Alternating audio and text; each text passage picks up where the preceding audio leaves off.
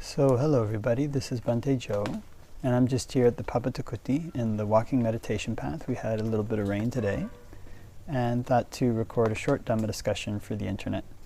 So I thought that could start with just a little meditation, so we can lean forward a bit and arch the spine, and look about 3 feet in front, and close our eyes. And we can focus in on the breath. Can know when it's coming in, and know when it's going out.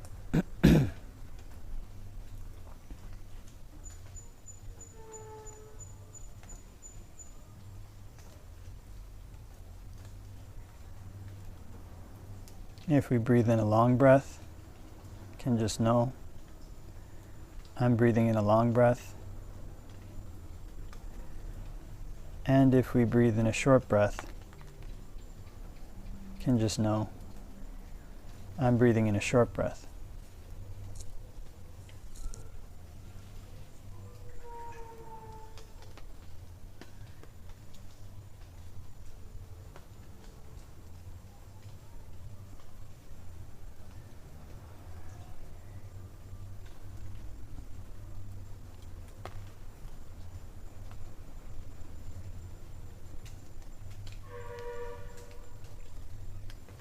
And can focus in on the breath at the tip of the nose.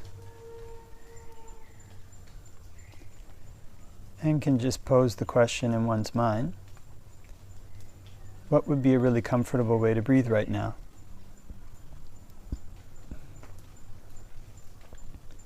And then one can just let the body respond on its own.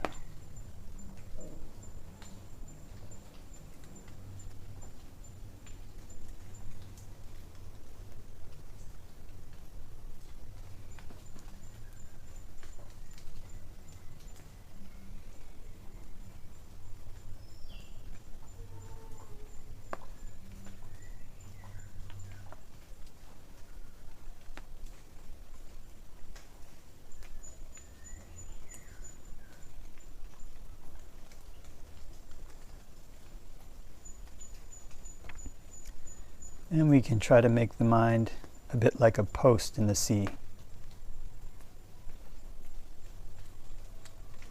When the waves come over a post in the sea, it doesn't move. When the waves recede back into the sea, it also just stays in the same spot. So in the same way, one can make one's mind a bit like a post in the sea. Just watching the breath as it comes in, watching the breath as it goes out.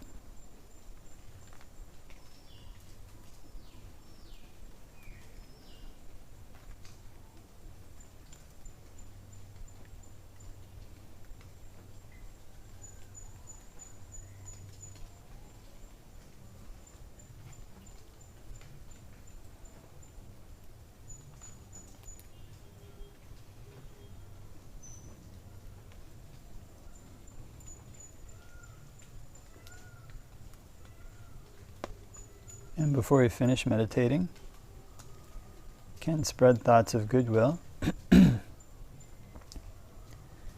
wishing may all beings all around everywhere be happy and at ease. May they put in place the causes necessary to be happy and at ease.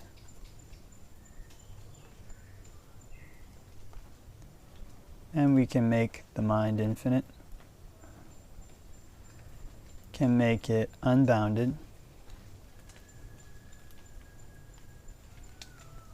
all the way to the ends of the universe and beyond, in every dimension.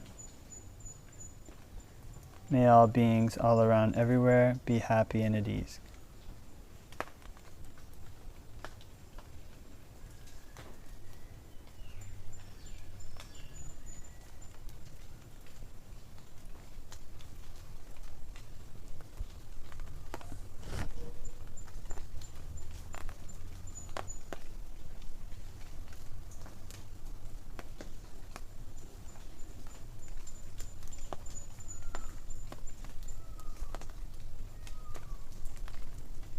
And can open our eyes.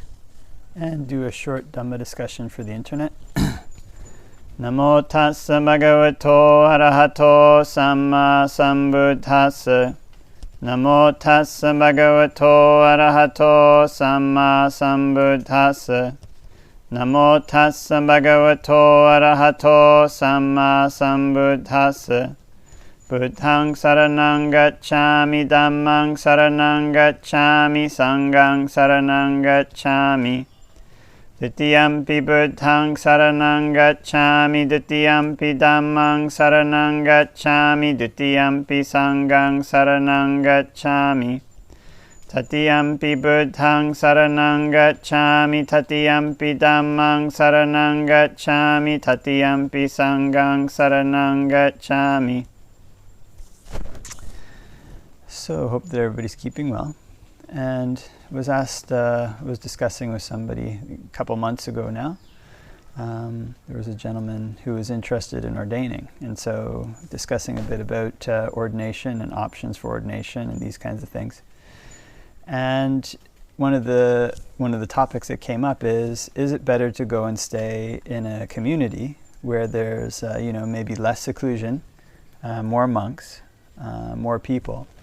Or is it better right from the go to maybe go to a place where there's less training, less formal structure, and one is more on one's own and can kind of go into a forest environment and stay there more on one's own? And so the Buddha basically laid down his training system as an apprenticeship. So often in the modern West, apprenticeships are not as widespread as they once were. They're still there in the trades to a certain extent, but they're not as widespread as they were in the past. And the Buddha's apprenticeship system is actually, it's a mix between this apprenticeship system and almost like a family system. So there's just an incredible amount of things that a person has to learn when they become a new monk. And this isn't like book knowledge that one learns. There's quite a lot of cultural knowledge, like the way that one conducts oneself around senior monks, the best way to do this, the best way to do that.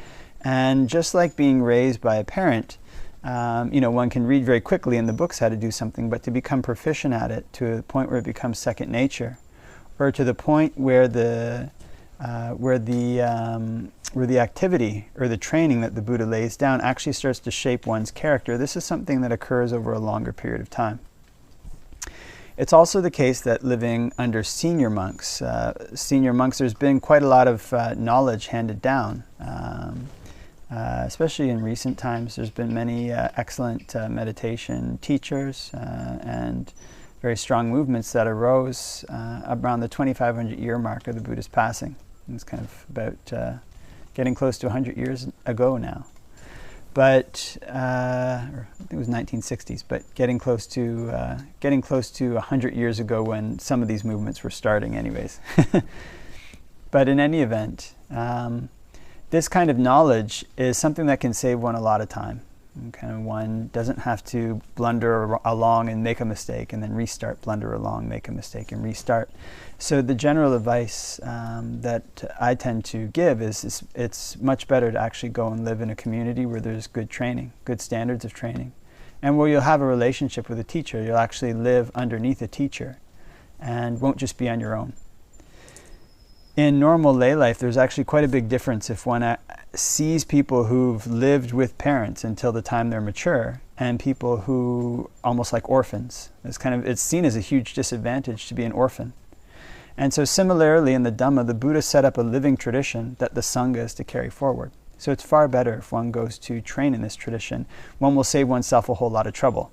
Learning from the things that the elders teach, but also learning the best way to do things, having this kind of change in one's character that comes about through undertaking the activities that the Buddha recommended.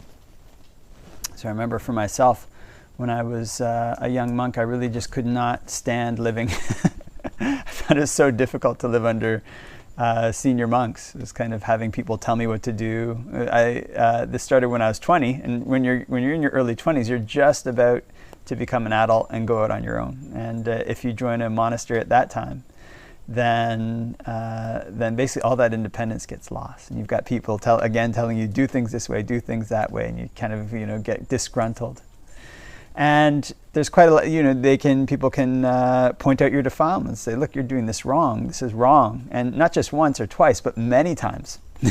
There's this kind of rubbing. It's like if one has this kind of grinder or sander and puts it to something, all these sparks fly. This can be what it feels like living in a training situation under senior monks. But after doing that for a while, and then actually going to another place and engaging in more training, for a longer period of time, after a certain amount of time, the day comes when you're looking forward to getting out. And that same thing happened for me. But actually, when I got out into the world on my own, I found that after a short time, one of the things that I found that I missed the most was this opportunity to pay respects to senior monks and to be of service to senior monks. It was kind of, when the Buddha was first enlightened, he thought, now who can I live under? It's kind of, there's nobody who surpasses him. He thought, who can I live under? One who doesn't have somebody to dwell under, basically. One who doesn't have anyone to dwell under lives unhappily. So this is the kind of thing that one can read in a book, but the experience of actually going through the training process and learning this directly is something very different. It also creates these more or less, these very long-lasting relationships with people that you have most of your life. If you can have most of your life. And if you ever start to, there is support, because if one ever starts to think about doing something that might, you think, oh, what would this person who helped me think about that?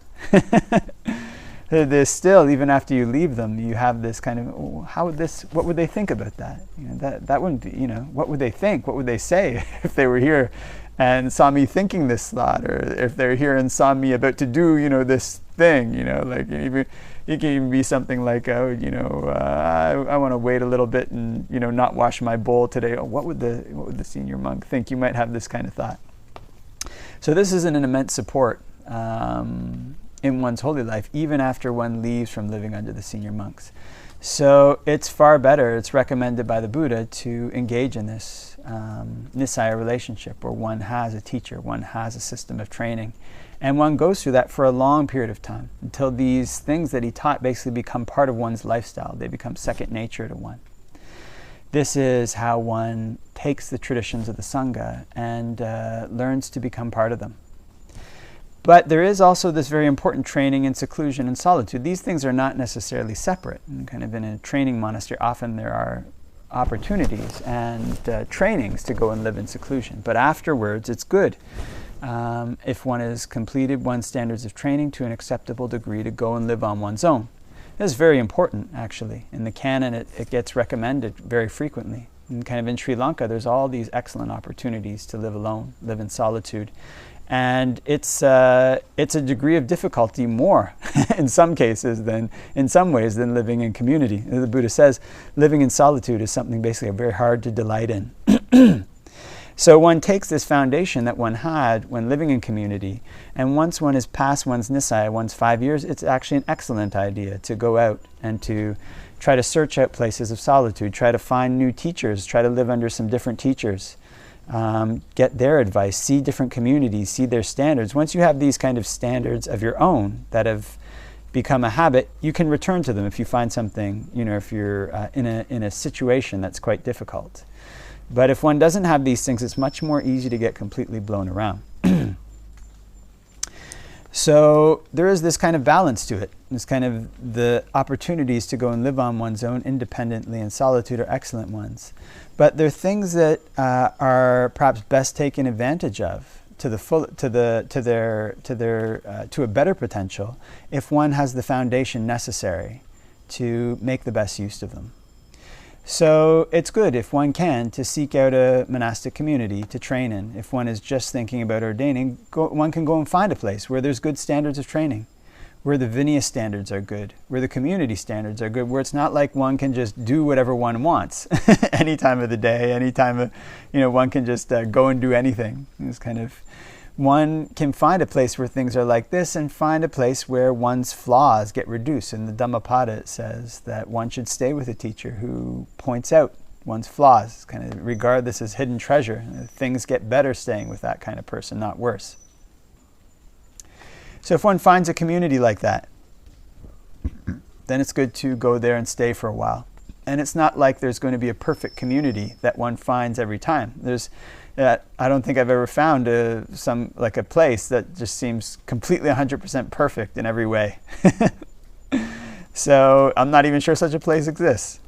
But there are many places, many opportunities that are good enough. And if one finds a place or an opportunity that's good enough, it's enough to just stay there and complete one's training. Because there is also this danger when one is searching for Ordain to basically keep searching for one's whole life.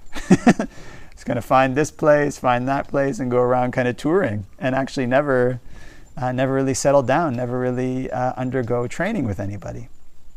So if one finds a place, a situation that's good enough, that one feels a good connection with, a good enough connection, then there's a certain point where it's just a good idea to take the dive and to start training there.